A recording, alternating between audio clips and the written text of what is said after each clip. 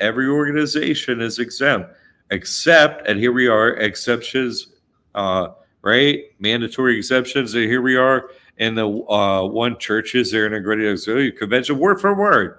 Same exemption, word for word. So you don't pay money to the IRS, so you don't fill out tax forms. That's it. You get it? It's that simple. This is a loophole. Go look up JesusChristTrust.net. It's a Christian loophole. I'm the only one that has it available. I copyrighted it. It's a true loophole. You have to know about the time loop. You have to issue this. I'm the only one that has the contract pieces. I'm the only one that figured out reality of the situation, saw it on the dollar, and figured out the rest of it. No one else has the information. It's an actual loophole. It's the only actual real loophole. Other loopholes are fake because they don't know about the loop.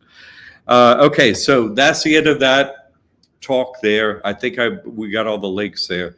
I just wanted to have that one real quick because people don't know, every little detail of why, I had a question. We had a question, who backs this? The FDIC? No, it's just God backs this, but it's built into the rules that way. I wanted to show every detail. Dee Dee's asking, so is it illegal to use the word trust on your storefront advertising?